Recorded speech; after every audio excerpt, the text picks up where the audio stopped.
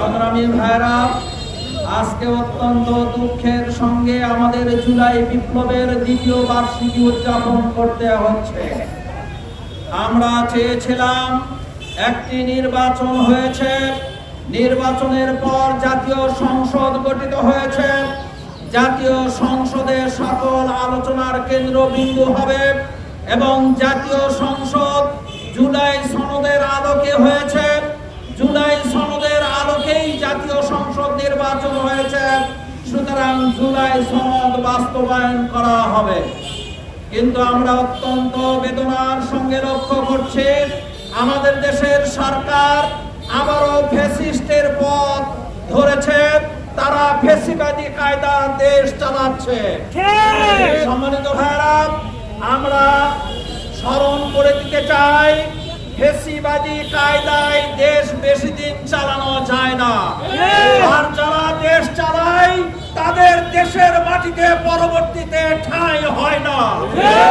আমরা শেখ হাসিনার গায়ের জোর দেখেছিলাম, তার পুলিশ বাহিনী, তার র্যাব, বিডিআর, আর্মি, সকল প্রকারের বাহিনী নিয়ে পরেও তাকে পালিয়ে যেতে হয়েছে শুধু স্বৈরাচারী ভূমিকার কারণে। এজন্য আমরা বর্তমান সরকার, বিএনপির সরকারকে বলবো, এখনো সময় আছে, আপনারা জুলাই সনদ বাস্তবায়ন করুন। ওরা বলছে যে জুলাই সনদ আমরা অক্ষরে অক্ষরে বাস্তবায়ন করব। তাহলে জুলাই সনদে দুটি পরিষদ হওয়ার কথা ছিল, একটি জাতীয় সংসদ আর একটি হবে উচ্চ কক্ষ।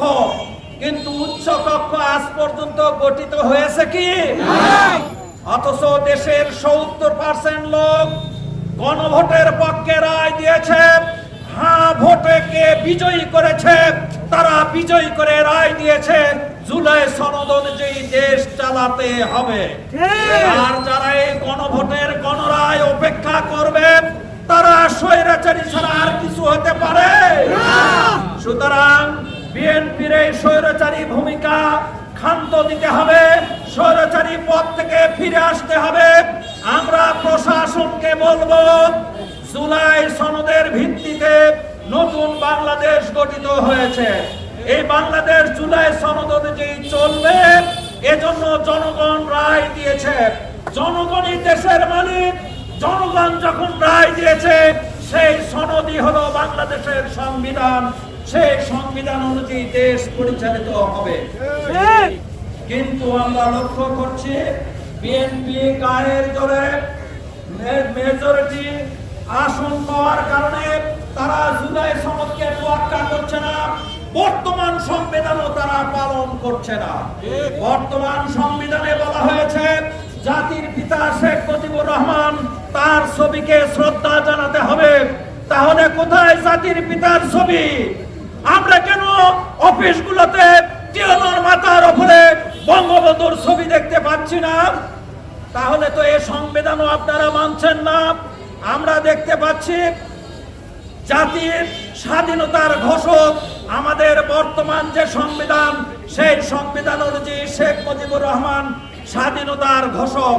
কিন্তু আপনারা বলছেন না, জিয়াউর রহমান স্বাধীনতার ঘোষক। আমরা কোন দিকে যাব?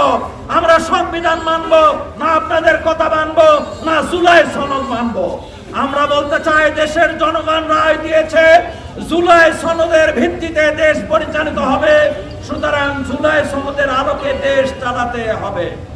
আমরা দেখতে পেয়েছি জুলাই সনদে বলা হয়েছে এদেশের বিচার ব্যবস্থা স্বাধীন হবে, কিন্তু বিচার ব্যবস্থার স্বাধীনতা আপনারা খর্ব করেছেন।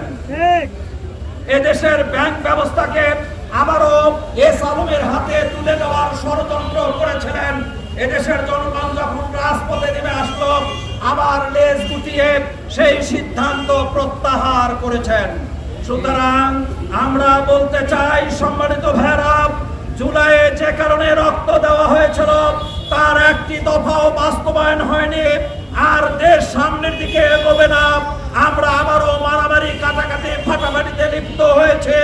ঢাকা বিশ্ববিদ্যালয়ে, জাহাঙ্গীরনগর বিশ্ববিদ্যালয়ে, রোকেয়া বিশ্ববিদ্যালয়ে ছাত্র দলের ছেলেরা অন্যায়ভাবে তারা বিচারের ভার হাতে তুলে নিয়ে শিবিরের উপর নির্যাতন করেছে। আমরা বলতে চাই, দেশে বিচার ব্যবস্থা আছে না নাই? যদি বিচার ব্যবস্থা থেকে থাকে তাহলে কি করে ছাত্র দলের নেতারা একজনকে অন্যায়কারী সাব্যস্ত করে তার মাথায় লাঠি মারতে পারে? এটি অন্যায়, এটি বিচারের প্রতি বৃদ্ধাঙ্গুলি দেখানো, এটি জুলাই সনদকে অপমাননার শামিল। ঠিক কিনা ভাই বলুন? সুতরাং আমরা আপনাদেরকে হুঁশিয়ার করে দিচ্ছি, একদিনে এক মাঘে শীত যায় না, শীত বারবার আসে। আপনারা ক্ষমতায় আসছেন, পালিয়ে যেতে বাধ্য হয়েছিলেন। ক্ষমতায় থাকার পরেও ক্ষমতায় গায়ের জোরে কেয়ারটেকার সরকারকে আপনারা বাস্তবায়ন করতে চান নাই। আবার সেই কেয়ারটেকার সরকার আপনারা গিলেছিলেন। আবার সংবিধানে কেয়ারটেকার সরকার আসছে, কিন্তু আমরা লক্ষ্য করছি বিনা নির্বাচনে তারা জেলা পরিষদের চেয়ারম্যান নিয়োগ দান করেছে। তাহলে জুলাই সনদের মর্যাদা থাকলো কোথায়? আমরা আপনাদেরকে ভুলগুলো ধরিয়ে দিলাম। পুলিশ প্রশাসনকে বলবো, আপনারা জনগণের পুলিশ, সরকারের হুকুম বাস্তবায়ন করা দায়িত্ব ঠিক আছে, কিন্তু জনগণের আদেশকে, জনগণের সিদ্ধান্তকে বৃদ্ধাঙ্গুলি দেখাতে পারেন না। আমরা দেখেছি পুলিশরাও, আবার হাসিনার আমলের পুলিশ কেউ কেউ আছে, তারা সাধারণ জনগণকে লাথি মারছে। এটি কোনো সভ্য দেশে কাম্য নয়। সুতরাং আমরা আপনাদেরকে বলতে চাই, আসুন এই জুলাই বিপ্লব সফল বিপ্লব। জুলাইয়ের বিপ্লবের কারণেই তারেক জি আজকে প্রধানমন্ত্রী। সেই জুলাই বিপ্লবকে যদি অস্বীকার করে তাহলে তারেককে আবার ফিরে যেতে হবে লন্ডনে। সুতরাং আমরা চাই যে আপনাকে লন্ডনে যেতে হবে না, দেশে থাকুন, কিন্তু জুলাই সনদের আলোকে দেশ পরিচালনা করুন। অন্যথায় এই জনগণ আবার ফুঁসে উঠলে আপনাদেরও ভারতে জায়গা হবে না। সুতরাং লন্ডনে অথবা বঙ্গোপসাগরে ফিরে যেতে হবে। আমরা সেই সংগ্রামের দিকে আপনাদেরকে আহ্বান জানাবো। আসুন জুলাই সনদ, গণহত্যার বিচার এবং এই জুলাই বিপ্লবের অঙ্গীকারকে বাস্তবায়ন করার মধ্য দিয়ে সুখী, সমৃদ্ধশালী, ইনসাফপূর্ণ একটি বাংলাদেশ গঠনের আন্দোলনে শরীক হই। আগামী দিনের রাজপথে হয়তোবা ফয়সালা করতে হবে। এই জন্য আপনাদের সকলকে প্রস্তুত থাকার জন্য উদাত্ত আহ্বান জানিয়ে আমি আমার সংক্ষিপ্ত বক্তব্য